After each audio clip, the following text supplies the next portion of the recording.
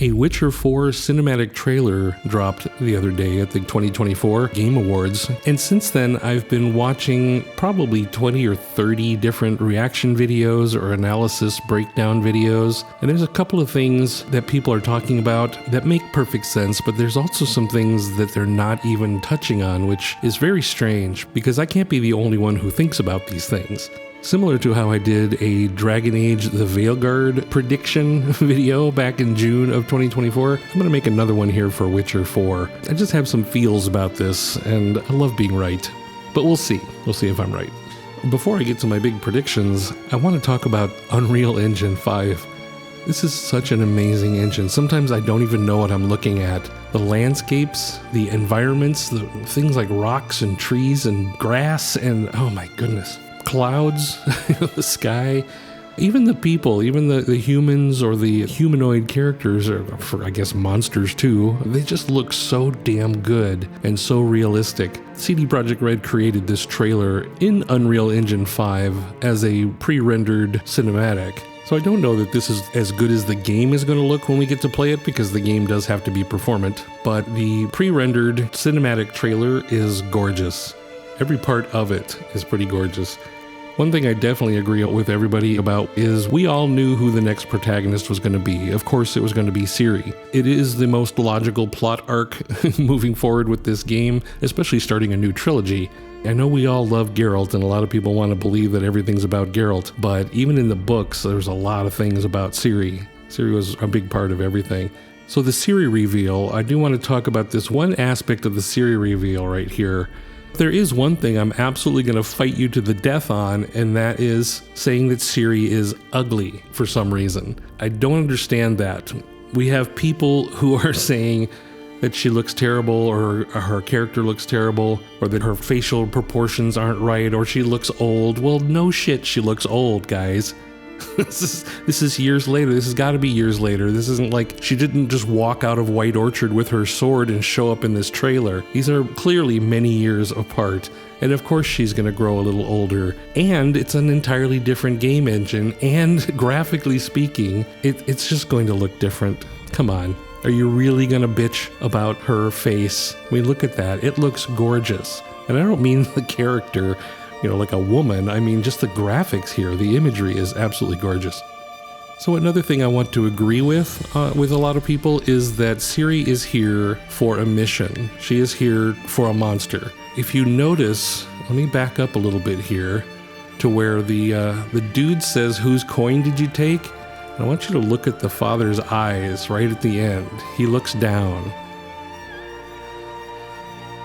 I guess it's safe to say that maybe the father hired a witcher, because why would he look ashamed right there if he didn't? So it's very likely that he's the guy who hired the witcher, or at least told her about it, and now she's here to take care of the monster.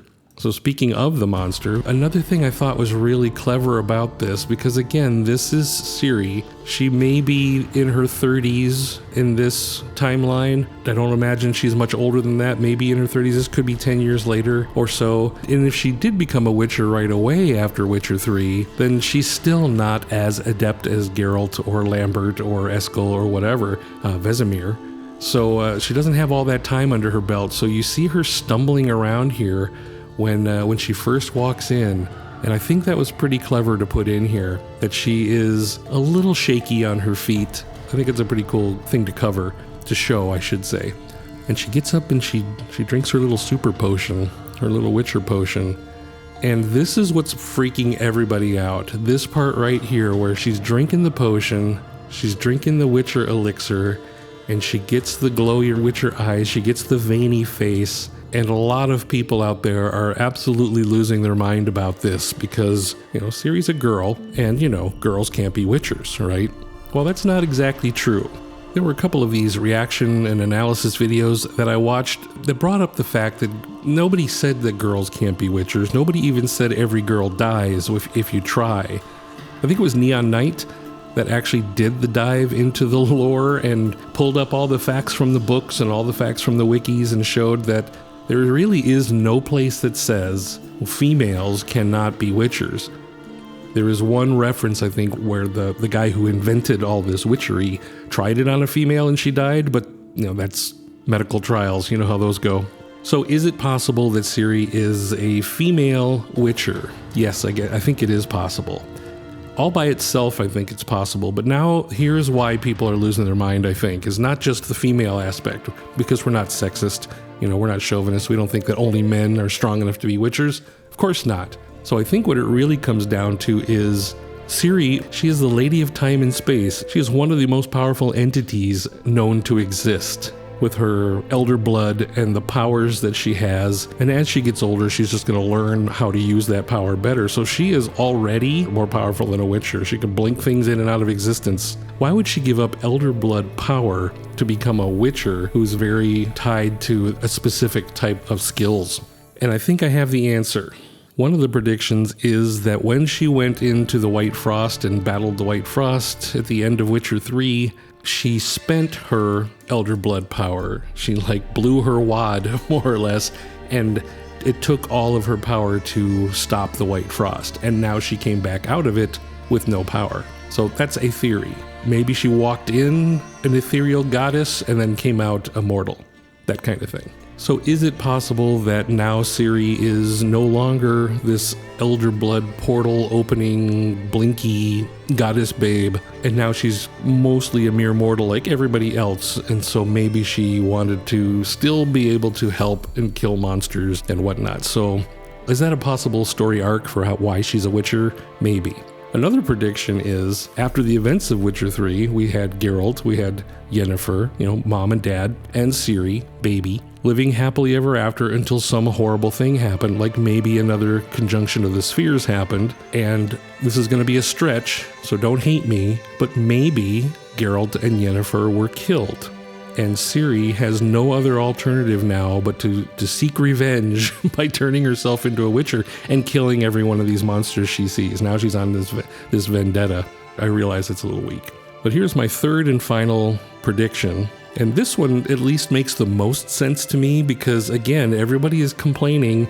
First, girls can't be Witchers, and then they're complaining that nobody knows how to make Witchers. The Witcher knowledge was lost a long time ago, in the sacking of Kaer Morhen.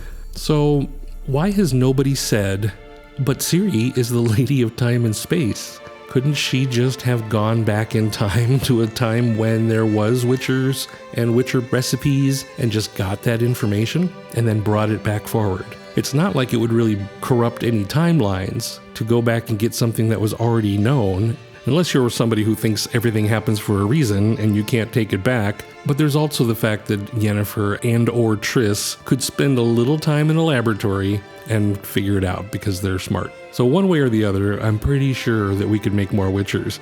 I myself am personally kind of hoping for another conjunction to kick off this new trilogy because this is a funky looking monster. I don't know if we've ever seen a Bock before in Witcher lore, so wouldn't it be cool if we wound up having another conjunction and there are now more monsters and there needed to be more Witchers, and so Ciri went back and got the recipe and came back and taught everybody how to make Witchers again, and then did this to herself as well. And maybe, this isn't really my prediction, I think I heard somebody else say this, that maybe going through the trial of the grasses, she survived because of her elder blood power. And in the process of going through the trials, she lost her elder blood power, though she still has access to the source, because you saw in the trailer, she's pulling energy from the water to fling at the monster. She clearly has more abilities than a Geralt-type Witcher with his limited signs, but she doesn't seem to be